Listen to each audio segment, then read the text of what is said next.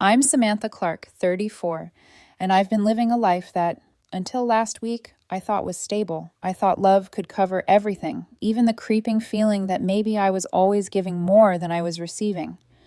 But in the past 7 days, everything has changed. It started with a small freelance project, just a weekend gig to earn a little extra money. Nothing big, just a coding assignment that would net me about $2,000. I didn't expect it to spark an earthquake in my relationship, but that's exactly what happened. George, my boyfriend of 3 years, blew up. Not a calm disagreement, not a quiet argument. He shouted, "You're always working. When do I get your time? You owe me everything, Samantha. Without me, you're nothing. I made you who you are." I remember the moment it hit me. Normally, I'd apologize, soothe, maybe laugh off his theatrics. But this time, something inside me shifted. Instead of fear or guilt, I felt clarity. I smiled, not nervously, not to appease him, but with the quiet certainty of someone who'd finally seen the truth. "Let's test that," I said. He laughed, thinking I was joking, scrolling through his phone like nothing had happened. But I wasn't joking. For 3 years, I had been building his world while slowly unraveling my own. George's apartment had been my temporary refuge 2 years ago. My own living situation had collapsed, and he offered me a room, a space to focus on my wellness coaching business. At the time, it seemed fair. He would cover rent, utilities, groceries, even my car insurance and phone bill, while I worked on growing my modest Instagram following. 800 followers, mostly friends and family. I poured everything into my business. Long nights posting quotes, recording videos, trying to stay motivated, but somehow the arrangement became permanent. I didn't mind at first. It was comforting to have support. But over time, comfort had turned into dependency.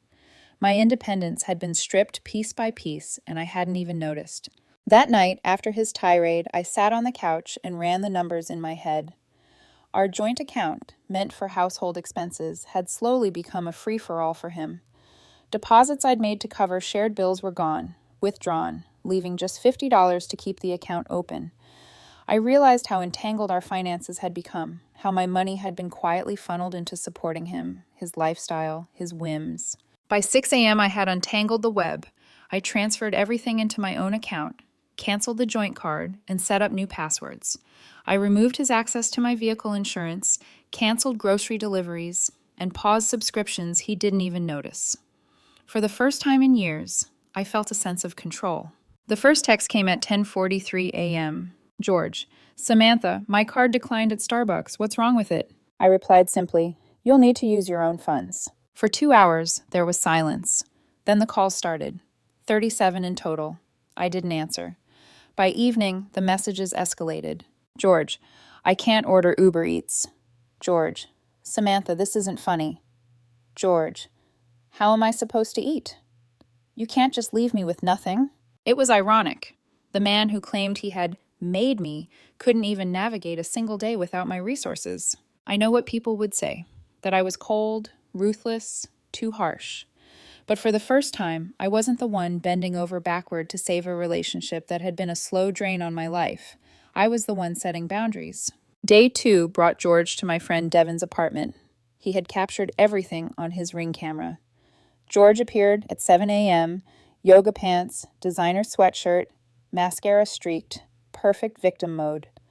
I stayed upstairs, watching from a safe distance. George tried every trick, crying, pleading, blaming, weaving a story of abandonment and heartbreak. "Samantha, I contributed in other ways. I made you who you are." "Yes," he said it out loud, and I felt the last thread of attachment snap. He truly believed that 3 years of support and manipulation justified his entitlement. By noon, George had weaponized social media. His wellness community rallied for him, calling me selfish, cruel, abusive. They didn't know what really happened, how I had worked, sacrificed, and supported him quietly while he inflated his ego on my effort. At the same time, his mother called. I answered. "Samantha, what is this about leaving my baby boy penniless?" I let the truth speak for itself. I told her how he had refused to manage his own finances, how he had made choices that led to his current desperation. I didn't sugarcoat it. I didn't apologize. For the first time, I was honest, fully, without fear. By the end of the day, George's meltdown had begun. His mask slipped. The charming, persuasive boyfriend disappeared, revealing the entitled, dependent person I had tolerated for far too long. I sat back, heart racing, feeling the adrenaline of a decision I had long avoided. The shift had begun, not just in him, but in me. For the first time in 3 years, I was acting for myself. I didn't know yet how far this would go. I didn't know the chaos George would unleash. But I knew one thing: I would never give him that power over me again. The morning after that first confrontation, I made a choice that would change everything. I wasn't going to apologize. I wasn't going to explain. I wasn't going to let George dictate my life anymore. I ended the relationship. The breakup wasn't dramatic. No yelling, no begging, no last-minute pleas. Just a quiet, firm message. This isn't working anymore. I'm done. Then the storm began. Within an hour, my phone lit up. Texts, calls, emails. I counted 37 attempts just that morning. Samantha, please, I can't believe this. You can't do this to me. How am I supposed to live without you? The irony wasn't lost on me. The man who had claimed he made me was now completely incapable of functioning independently. I didn't respond. Not yet. I let him flail. Let him see, finally, the weight of 3 years of entitlement. First, I disentangled our financial lives. I transferred all our shared funds into my account, canceled the joint card, and set up new passwords. I removed him from auto-pay bills, grocery deliveries, and subscriptions I'd quietly maintained. His car insurance renewal was coming up in 3 days. I removed his vehicle from my policy. He would have to manage it himself. By 6 a.m., our finances were separated, clean, and mine. The text didn't stop. Samantha, my card got declined at Starbucks. I can't pay for Uber Eats.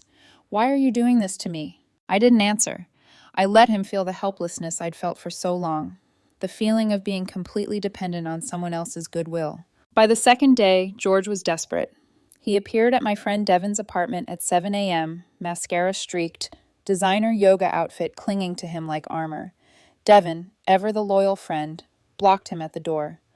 George tried every tactic: guilt, victimhood, manipulation. Samantha, I've given you everything. I built your life. Yes, he said it with tears streaming down his face, but I had already started to see the truth clearly.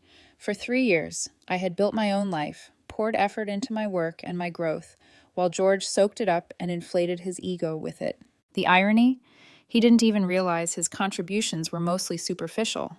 My wellness coaching business, tiny as it was, had been my creation. His support had been financial, but emotionally manipulative.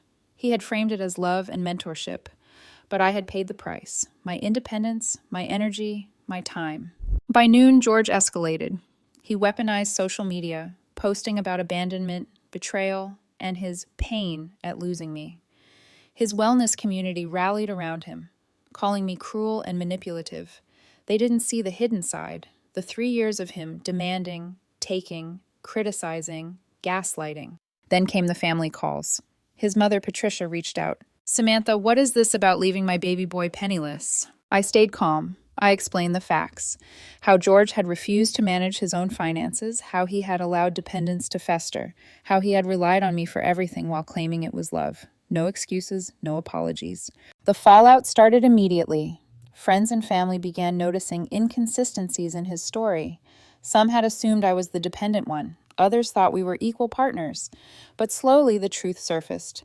George had been benefiting from my labor, my money, and my patience. Meanwhile, he started to panic in practical ways. His car insurance had lapsed. I had removed his vehicle from my policy. He tried driving to a nail appointment, got pulled over, and ended up with a ticket and impound notice. The irony was bitter, but satisfying. The texts kept coming, frantic and desperate. Samantha, my car is gone. You have to pay the fees. I can't afford this. And yet, the lessons he needed to learn were clear. Without me, he was vulnerable. Without the structures I had maintained for him, he was exposed. I didn't gloat. I just watched, detached, letting consequences unfold. That evening, I reflected on what had happened.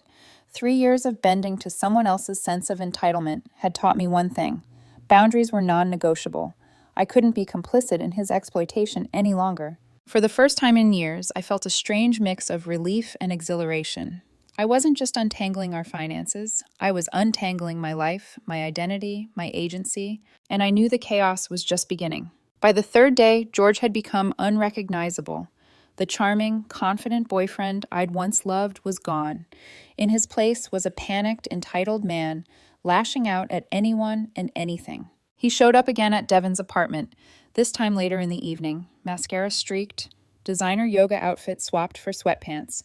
He banged on the door, screaming that I had ruined his life. Devon, camera rolling, stayed calm. He refused entry. I watched from upstairs, feeling a mix of fear and detachment. "Samantha, you can't just abandon me. I made you who you are. You owe me everything." The irony was bitter. For 3 years, George had positioned himself as my mentor, my provider, my everything. Now, stripped of the comforts I had silently maintained, he was helpless. By noon, social media erupted. George's wellness community caught wind of the situation. He posted tearful videos describing betrayal and abandonment. His followers flooded my accounts with questions, accusations, and comments, calling me manipulative and cruel. I ignored everything. For the first time, I realized the absurdity of trying to please everyone while protecting myself. The escalation didn't stop there. His mother called again, shouting about how I had left her baby boy penniless. Friends sent worried messages trying to mediate, but I stayed firm. I didn't argue. I didn't grovel. I simply stated the facts. George had chosen dependency, had refused to manage his own life, and was now facing the natural consequences. Even practical chaos followed. His car, removed from my insurance, had lapsed. He tried to drive anyway, got pulled over, received a ticket, and had the vehicle impounded. The texts were frantic. "Samantha, my car is gone. You have to pay to get it out." "I can't afford the fees. This is your fault." I didn't answer. I let the situation play out. It was a painful, messy lesson in responsibility, one that I had been delivering quietly for years, but that he had refused to accept. And then came the subtle, more insidious manipulations. Threats, attempts to incite guilt, desperate pleas to friends and family to intervene. He painted himself as the victim, claiming emotional abuse, financial sabotage, and betrayal. He even tried weaponizing his Instagram posts to rally sympathy, painting himself as the betrayed man and me as the villain. It was fascinating to watch. Every post, every message, every frantic phone call revealed the truth. George had spent 3 years taking my support for granted, and now he had nowhere to turn. His mask had slipped completely, exposing entitlement, arrogance, and dependence. I reflected on all the moments I'd overlooked, how he subtly controlled expenses, subtly demanded loyalty, and subtly reinforced my sense of obligation. For the first time, I allowed myself to feel the full weight of 3 years of manipulation.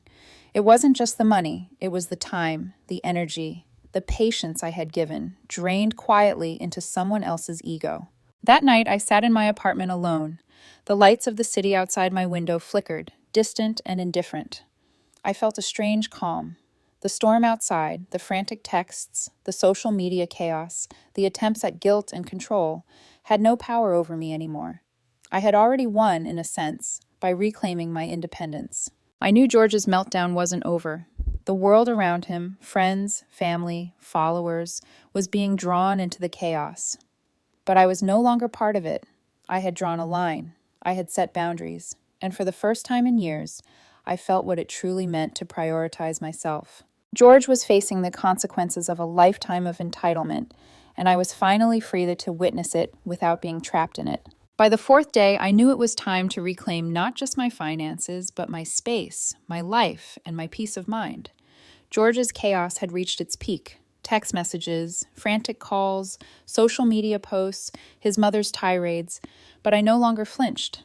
I had taken control, and now I was ready to take the next step, reclaiming my home and myself. The apartment was a mess, garbage everywhere, takeout containers, empty wine bottles, Amazon boxes, and the faint smell of neglect hung in the air. I breathed it in and felt something strange, liberation. For 3 years, I had been maintaining everything while he sat comfortably, oblivious. Now, the evidence of his entitlement lay in front of me. I changed the locks, reestablished my finances entirely under my name, and for the first time in years, I felt a quiet sense of empowerment. Every swipe of a rag, every bag of trash taken out, every detail organized was a reclamation of my time and energy. George's attempts at manipulation didn't stop. He tried GoFundMe campaigns, social media accusations, and public declarations of financial abuse. He painted himself as the victim of a cruel girlfriend who had abandoned him. But the irony was unmistakable. The posts only highlighted the truth. Receipts, screenshots, evidence of his dependence. They were impossible to dispute. Even his wellness community began to question the story. Mutual friends noticed inconsistencies in his narrative, some comparing notes. It became clear that for years, he had been inflating his role in my life while downplaying his responsibility in managing his own. The public exposure was messy, humiliating for him, and quietly satisfying for me. By midweek, George's desperation reached absurdity. Impounded vehicles, unpaid fines, social media backlash. It all crashed down on him. The man who claimed he made me had no way to function without the structures I had silently maintained. Watching from the sidelines, I finally understood the full extent of his dependency, his entitlement, and his inability to accept accountability. Meanwhile, I focused on myself. The apartment was clean, quiet, fully mine. I reconnected with friends I'd neglected, poured energy into my work, and began rebuilding boundaries I hadn't even realized I'd lost. Sleep came easier, thoughts became clearer, and for the first time in years, I felt in control. There was no gloating, no vindictive satisfaction, just a profound sense of clarity. I had survived, I had grown, and I had reclaimed everything that had quietly been stolen from me: my independence, my agency, my peace. George's meltdown had served its purpose. The chaos, the frantic pleas, the desperate attempts at manipulation, they were a mirror of the life I had escaped. And in that mirror, I saw clearly how far I had come. I closed my laptop, sank into the couch, and for the first time in years, I allowed myself to simply breathe, free. Weeks passed. The chaos of George's meltdown faded like a storm retreating over a city skyline. Social media posts disappeared, frantic texts stopped, and the whirlwind of accusations slowed to silence. For the first time in years, I felt the space to simply be Samantha again, not the girlfriend, not the supporter, not the everything for someone else. George faced the fallout of his actions. The impounded car he couldn't retrieve was auctioned off. Any attempt to recreate the financial support he had relied on was gone. Friends and acquaintances began to see through the stories he had spun for years, realizing the extent of his dependence. Even his mother slowly understood that her baby boy had been coasting on my efforts, and that the narrative of betrayal was one-sided. Meanwhile, I began to rebuild, not from chaos, but from clarity. I focused on my wellness business with renewed vigor, connecting with clients who valued authenticity. I mended relationships I had neglected, allowing old friendships to bloom into something stronger than before. My apartment, once just a place to exist, became a sanctuary, reflecting the life I had chosen for myself. I thought back to that small freelance weekend project, the catalyst for everything. It had been tiny, inconsequential, yet it became the moment of awakening. George's rage at my independence revealed the truth I had long ignored. Love should not require the sacrifice of identity, energy, or autonomy. The lessons were clear and hard-earned. Boundaries are not optional. Independence is not negotiable. And sometimes the people who claim they made you are the ones quietly dismantling the life you built yourself. Even now, I feel echoes of that past. The anger, the frustration, the fear. But they are distant, like shadows on a wall. I don't dwell there. I live in the space I reclaimed, fully aware of my worth, fully aware of my capacity to thrive. George, he's a story I tell myself to remember the cost of overgiving, a lesson in vigilance, a mirror of what I refuse to become. And me? I am finally nothing to him, nothing but myself, and for the first time, that is everything. The storm passed. I am left with calm, clarity, and freedom. And that, I realize, was worth more than all the everything he ever demanded.